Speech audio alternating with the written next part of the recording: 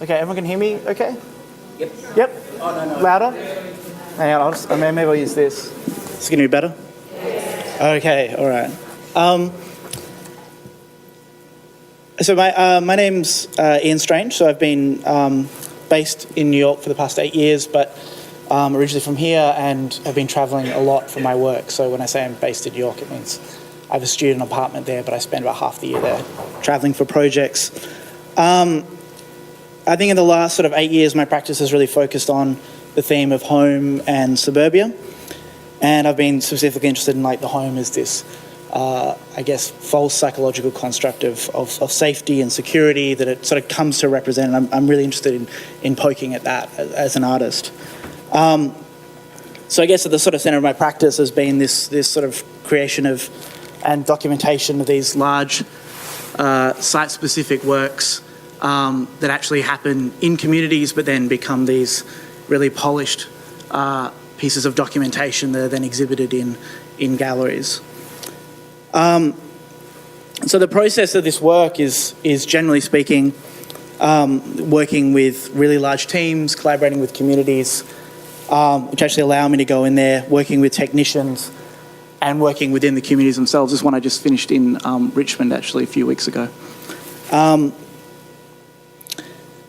So I mean, aside from this large sort of community aspect of making the work, the final works themselves are devoid of people and are really more about taking that psychological interior of the home and in some way sort of placing it onto the exterior, as the work that Ted was mentioning outside of ArtGath South Australia.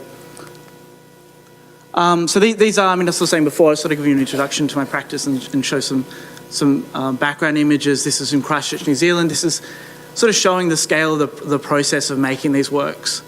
This is a house in Detroit as well, and I'll go through back into this project as well. And this is one in Fremantle. So I guess what I to talk about public work and working in public, and I thought I'd sort of talk through my practice, and I thought what might be interesting is to show you the sort of journey I went on as someone who was a painter with a studio practice who then started working into communities, and some of the contradictions and complexities of working in public and the things that I guess I was confronted by while doing it, and I guess sort of opening up that journey and how I started to work with a home and started to work in communities as well. So I guess this all sort of started, I was originally, I studied film and photography, but was very much involved in the graffiti and street art scenes. And a lot of that was as a teenager going out and painting. And I think there's something really powerful about going out at that age and impacting your environment. And, you know, I wouldn't have been as articulate at that age. I would have just been, I guess, an angst-ridden teen. But it was a really powerful act, I think. And that sort of, that idea of directly marking is something that does continue through my practice today. It's also something that landed me in New York in around 2008, 2010, around the boom of the street art movement there, and it allowed me to exhibit and sell paintings over there, and was a really sort of exciting moment to be there. But it also led to the fact I ended up in New York making paintings and selling them and feeling like I was there without any real authenticity or something that belonged to me. I think street art and graffiti has a very urban, inner city context, generally speaking. And for me, I was someone who grew up here in Perth and in a very comfortable suburban environment. So it didn't feel like there was any kind of authenticity in my work or where that was coming from. So for me, that started, I was invited to make a work in 2011 to come back to make a work on in the Turbine Hall on Cockatoo Island, and for that work I sort of decided with a group of friends that we'd rebuild the house I grew up in and then create a cinema in the inside of it and create a film inside the house. And so that process took about 2 months. It was a really low budget project but a great opportunity, and we just sort of started making it. And none of us had actually done this project before, but again, it was really nice to work with friends and, you know, work with the memory of that house, who'd grown up in that house, and sort of start to rebuild it. So that work ended up recreating all these small details that I remembered about the house, right down to a fine detail, to the point where I definitely made my mum cry when she saw it. As my first sort of, I guess, colossal kind of work that sat in a way in public, and it was sort of sat in the turbine hall there for 8 weeks.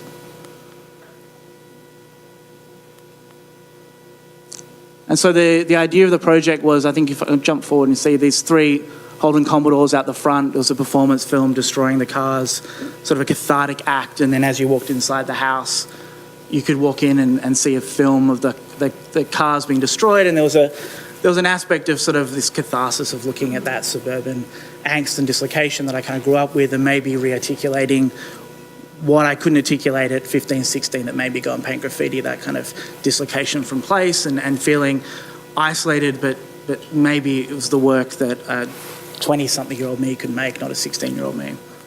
But that's all to say that this was a very personal work looking at home, and it was in no way where my practice went to, but I guess to sort of set up where this has come from for me, it was really just trying to find a place where my art practice came from, I guess, and a very early work, and one that I have actually big problems with now, but it was the one that sort of started my journey. And this sort of led into the same time as sort of living in the States. I started a project called Suburban. And so Suburban started with this idea in the studio of going and making these geometric markings directly onto houses. And it was really more a project to sort of look at the icon of the American home as I knew it. So it wasn't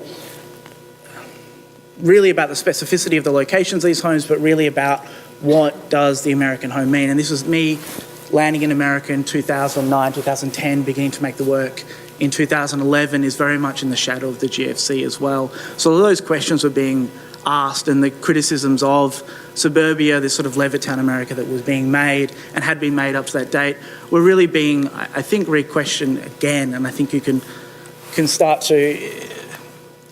The criticisms of suburbia in the I guess, 60s and 70s was really about its stability. And I think this time, particularly then, its instability was something that was becoming really prevalent, particularly in these areas around Detroit and Ohio, where I started to work within artist communities as well, making this work. So the project saw me, for 2 years, sort of develop this process of getting access to these homes, creating these geometric markings and paintings on them, working with large film crews and teams, volunteers, community groups, land banks, just to get access to these homes and then get access to the streets and allow us to shut the streets down to turn them into extensively large film sets. It was a project that took 2 years because it took 2 years to work out how to do it and how to get access to these houses, how to work inside these communities as well. And so I've dug about and I've tried to find a lot more photos that really kind of show less the final products, but more this sort of process. As you can sort of see, we had, we would go out. This is in Detroit. We worked with a local land bank, local community groups. We worked with a small community arts organisation that helped get us into the community as well. Because one of the big things of this process of getting in there is making sure that we were leaving a positive legacy as well. While the work itself is devoid of people, the actual process of making the work with a really strong community engagement policy and making sure that we're leaving a positive footprint. A lot of the houses were scheduled for demolition, but a house like this, which belonged to the Detroit Land Bank, we actually fixed up to create this marking on it, then remove the marking, and then the house was then on-sold at a higher value to communities that were willing to stay in those areas. Obviously, post-2008, the foreclosure rates are very, very high, so unfortunately getting access to homes is actually quite easy, particularly this time. So we worked with fire departments, land banks, community groups, and this sort of gives you a sense of the scale of production and in sort of shutting down these streets to actually film as well.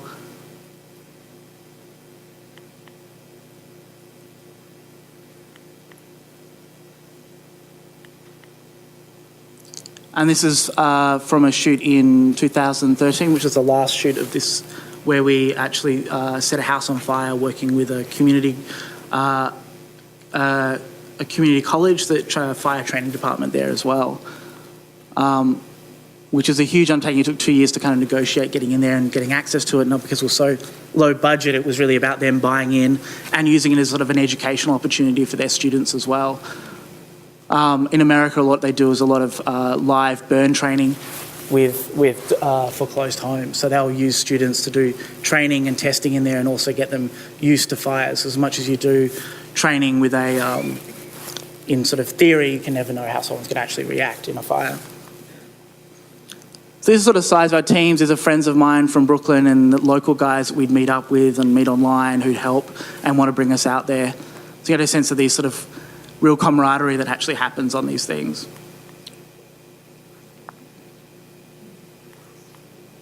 And so these are the final photographic works. And so this is a house in New Jersey, Detroit, Ohio.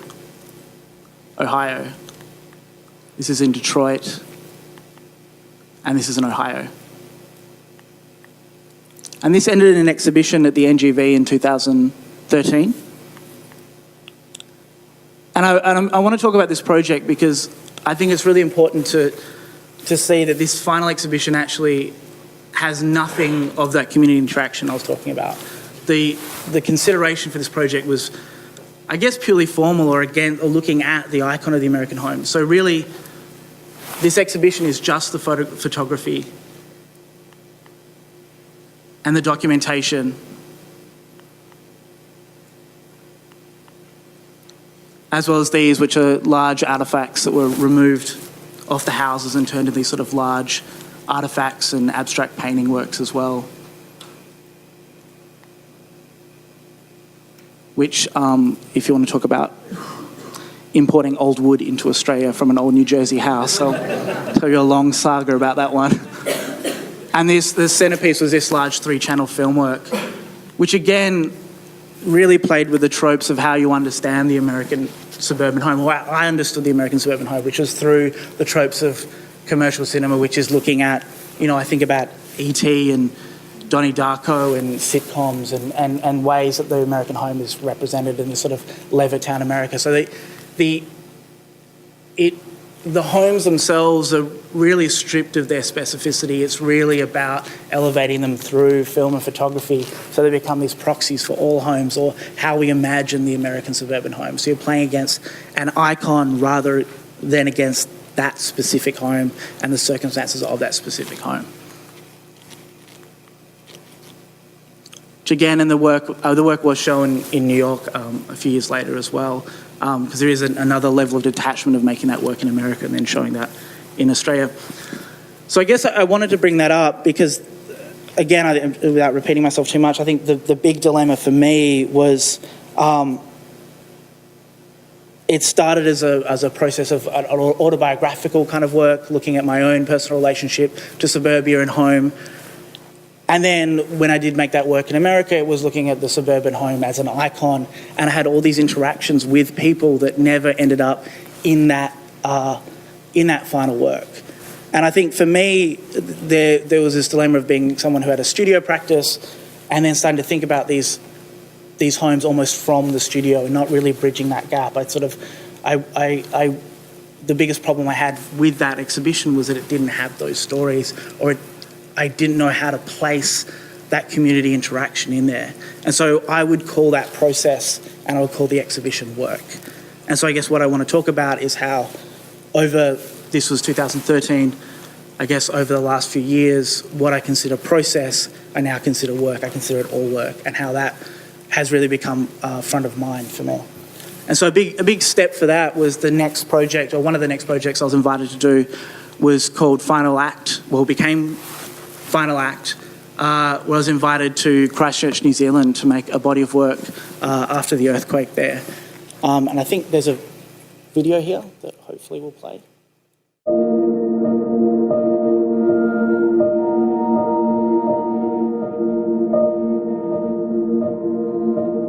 A Tuesday in February the 22nd, at about 5 to 1, there was a very big earthquake. It was the big one. Whole communities, for as far as you could drive, really just completely kind of written off. 8,000 red zoned houses and 8,000 domestic houses. And so that's 16,000 homes that have gone. And that's 16,000 families that have had to go somewhere else. Because the work that Ian's doing is around home, it immediately resonates with residents here. Being able to come into Christchurch and work with these homes before they get demolished has been a really incredible experience. Final Act is a continuation of a body of work I've been making for the last few years in the USA and Australia. I've been working with film and photography, creating these large-scale works and exhibitions and interventions in the suburbs around the world. Being able to get Al Bollinger as director of photography was amazing because he is one of New Zealand's most celebrated cinematographers, and just watching him and Ian co-collaborate was an absolute joy. To come into this neighbourhood where everything's so desolate and create this, I mean, it's an artifice, but it gives it a sense of life and spirit. It really is the last action of these homes as to how they can live on. I hope that that's something that can read locally here in Christchurch, but it's also something that reads more universally as to how we see the home as an icon.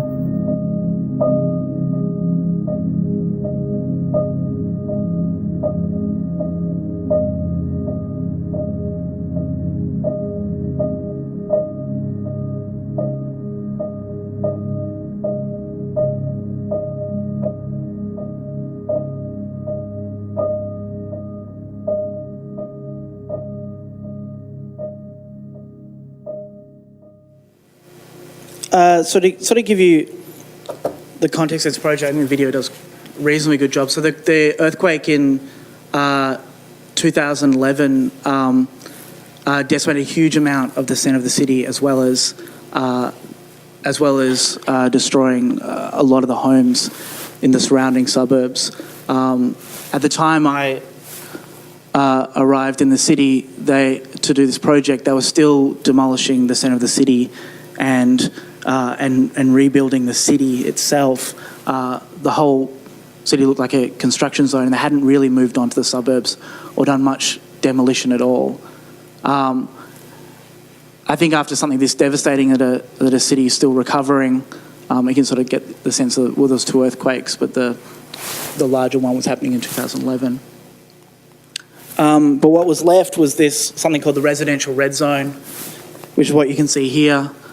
So what you're looking at is about 16,000 homes that are scheduled for demolition. And this is me arriving again 3 years after the quake. They're at the invitation of Arts Festival Rise, as well as the Canterbury Museum. And the idea was that the focus had been on the city, but there were all these stories, and these families had been forced to move. Some willingly going, some not willingly going. There were at the time, and I guess still is, a lot of controversy around how payments were made, insurance payouts. So there's still a lot of community tension as well. And so I was invited in with the idea to make a work that was somehow a work that could be displayed in the local museum, but somehow archive these homes as well. And so with that in mind, we sort of went on a scout trip in about 6 months before the project. And that was really to meet with community groups, community leaders. There's a lot of organisations that sprung up after the quake as well. There's a credible guy called Sam Johnson who started something called the Student Volunteer Army, which was just getting university students in on buses to start digging, fixing, cleaning up, helping people, digging up what they call liquefaction, which is this stuff that bubbles out of the ground during a quake as well. As well as Sarah, the Canterbury Earthquake Recovery Authority, the museum, and local volunteers and local artists as well. And so in that first scout trip, I wanted to get a sense that I'd be actually welcomed in the community, that I wasn't being forced in there. And one of the worst things that I think could come from something like this is being seen as an outsider coming in, telling people how to feel, or coming in as an outsider, and when you're not welcome, you're not wanted in that process. But there is something that after that I've learnt since as well, which is, I think, generally 3 years on after a catastrophic event, there's something called, disaster fatigue, where people, the adrenaline that kicks in when something begins is starting to wear off. And so it's when communities do start to inject projects like this.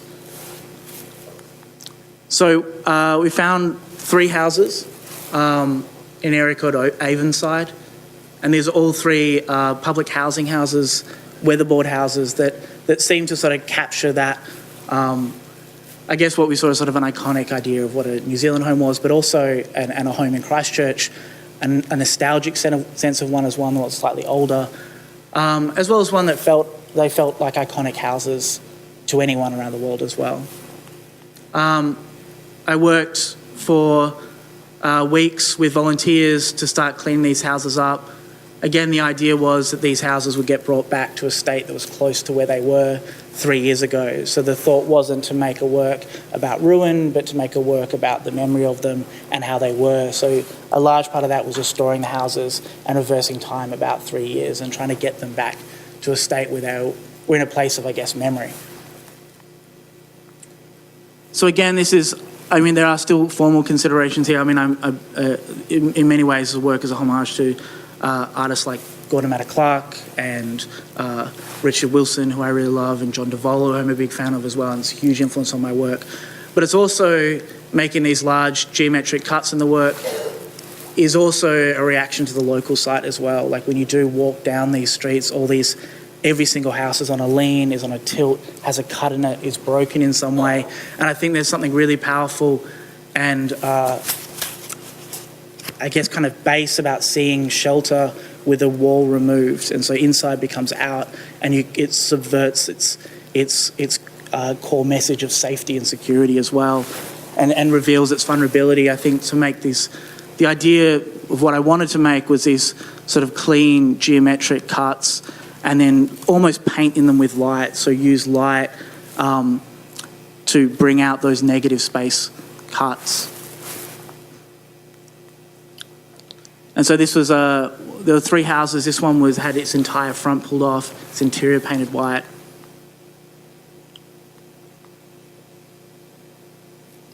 There's one with a horizontal slit going right through it. This was hugely collaborative, working with engineers and volunteers and demolition experts who know how to do this. The other thing to keep in mind is we're making huge structural cuts in these houses while there's still aftershocks going on. So it was a really very slow process with a lot of safety regulations as well working in there. So another big part of this project was a collaboration with a cinematographer called Alan Bollinger, who's incredible senior cinematographer in New Zealand, well, internationally as well, who shot Heavenly Creatures, Lord of the Rings. He's been it was Peter Jackson's right-hand man in New Zealand for a very long time, and kind of a legend in that world. And so for me, I was very comfortable working with lights outside the frame, but this was working with lights inside the frame. And it was a really incredible experience to work with someone who could control light in such a powerful way. So again, we work with teams through the night to light these houses, and then they were then shot in film and photography at dawn. And so the idea is, again, to create this sort of documentation of these houses. There's no people in these shots, and it really is about creating something that is, in some sense, an emotive documentation, an interpretive documentation of these homes.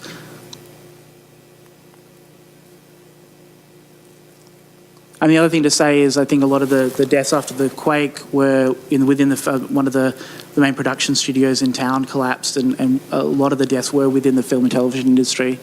So it's a really, working within that industry there on these houses, there were a lot of stories that came out in that process of making that work. I think there was an aspect of facilitating a dialogue as well, which was really, there's something about making that work in a community and then re-showing in the community and making it with that community as well.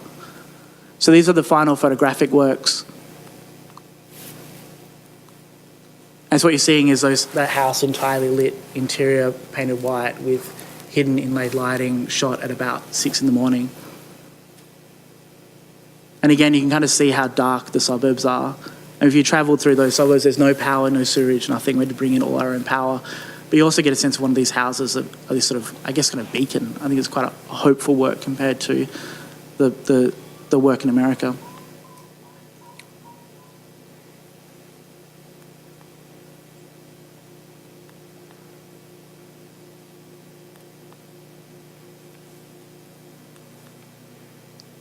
And so there was a single channel film as well that was produced.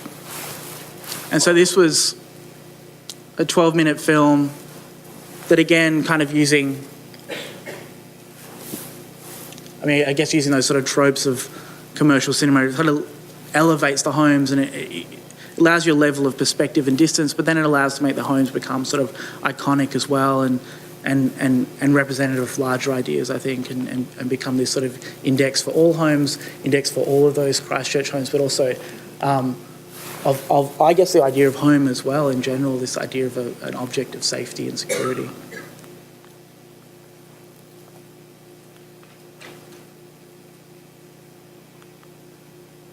And that was then exhibited at the Canterbury Museum as a part of a festival called Rise.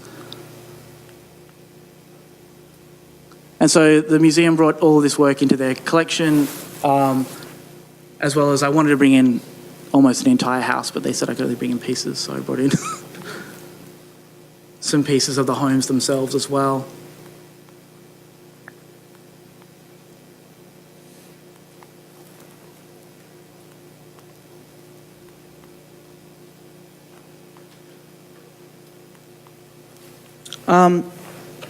So I guess that was a really big shift for me in terms of seeing how a level of that community engagement could then be brought through in the work as well. And I think that was a really big shift for me, and felt like it had, I guess I was beginning to engage with, bring that community interaction back into the work. So I want to, in that time I've made other works, but I want to focus in on, I guess, 3 projects that are sort of more recent, that sort of capture that spirit of what I'm talking about. There's a project I did in 2015 called ZŁOTY. This was with a festival in Katowice. Katowice, you can tell me if I pronounce this wrong, I always do, in Poland. It was a former coal mining town,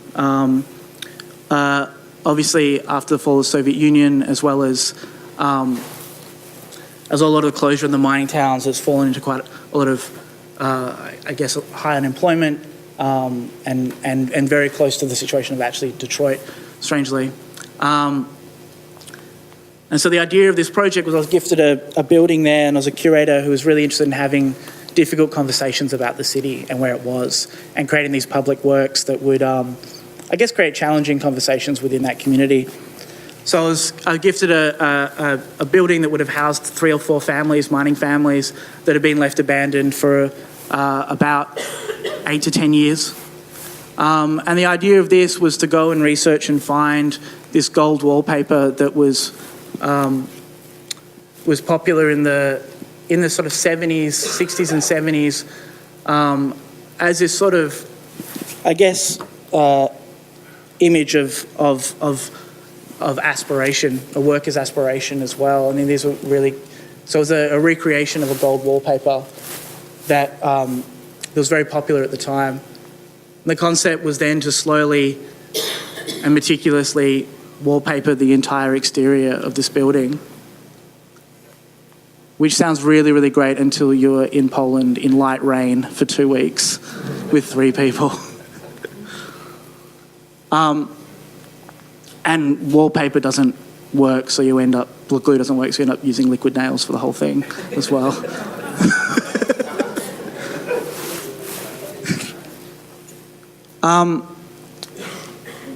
It's just an incredibly slow and meticulous process, but also really interestingly, community coming out, talking to us, translators telling me that most people just couldn't believe that we're wasting so much wallpaper on an art project, perfectly good wallpaper.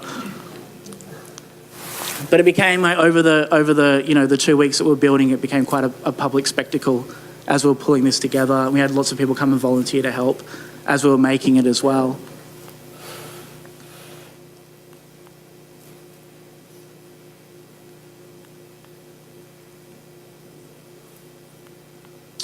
And so I guess an essential idea of this is taking this warm interior and placing it on the exterior of the home, vulnerable to the elements. A large part of this work that was up for a year, and so over time, the paper will slowly start to peel and fade and fall off the house as well. ZŁOTY is the name of the currency, but it's also literally translated to gold as well. So it's this sort of idea of wealth, of aspiration of workers there as well, and also, I guess, matching the fortunes of that city and asking those questions about what comes next. And I guess, interestingly, maybe some parallels with Perth, I guess, as well, maybe, a former mining city. And so that work stayed up for a year, and then I guess I don't have it here, but as an interesting aside, the owners decided to sell the building after it was done, and they used my photos from my website to sell the house as well.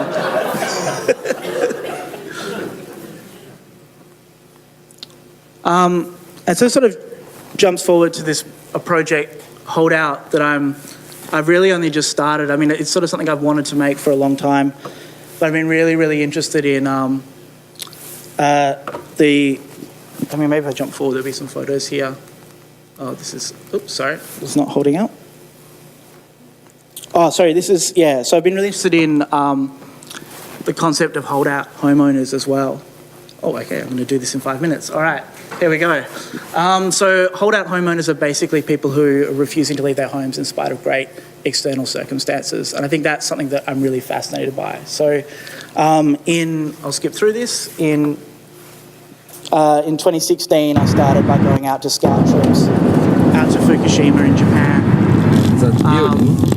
And going out through the exclusion zone and then starting to try and meet with communities, parking center, right? And community members that are refusing to leave or have moved back into their homes.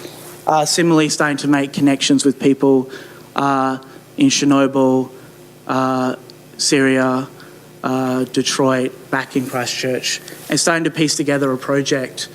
I'll sort of skip through this. So this is this, and also this sort of, common idea of the holdout home as well. This sort of idea of in the castle or up as well. This is in China as well, where it gets very extreme.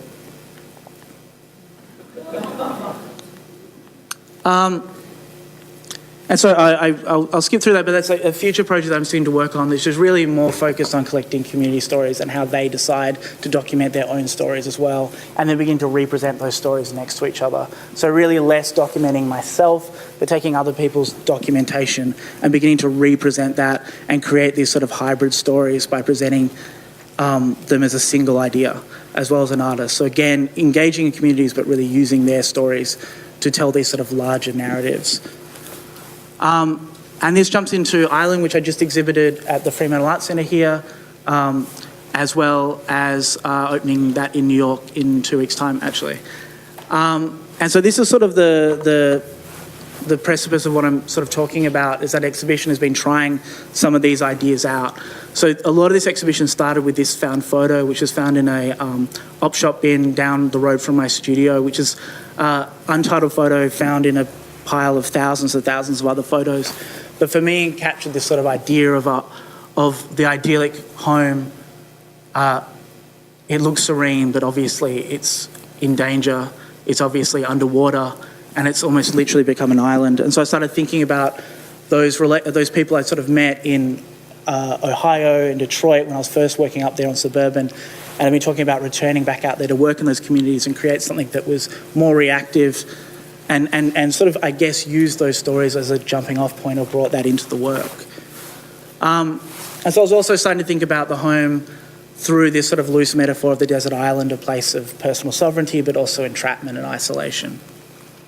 And obviously, as you go through Ohio and Akron and the areas that I was starting to work and have these relationships, there's land banks and foreclosed homes and, literally, thousands and thousands of them. I started looking at instances of people trapped on desert islands, historical and also in fiction. and made these 3 works, creating text works directly onto these houses in 2015. And in many ways, kind of my most explicit work I've made to date, but also interestingly, and not at the time, is sort of made in these areas that was really sort of Trump's America as well. And so what happened in finding these works, what has always happened with these projects is these unexpected things, the grey area of working in public and working outside of the studio. Because I found these family photographs inside the house. And this is a woman called Sharon Shipp who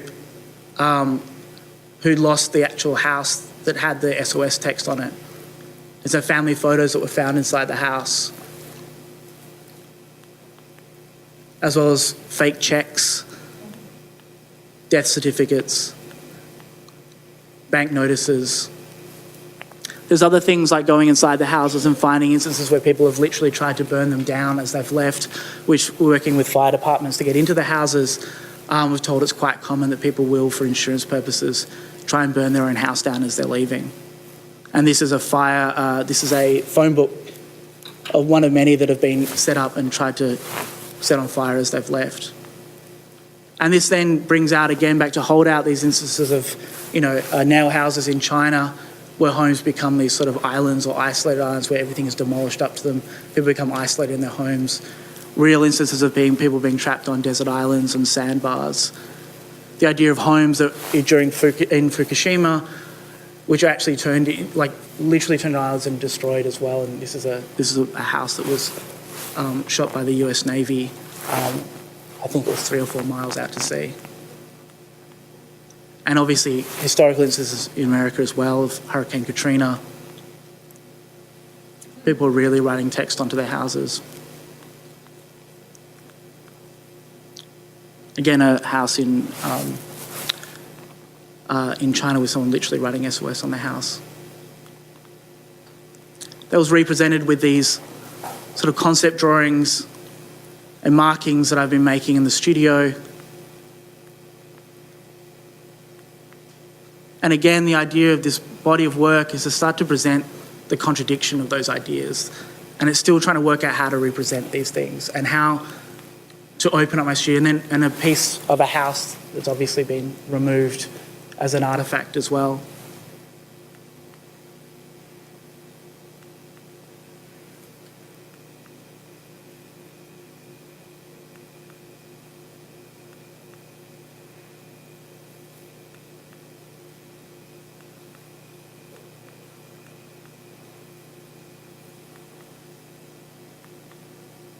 I don't think I have time to talk about that.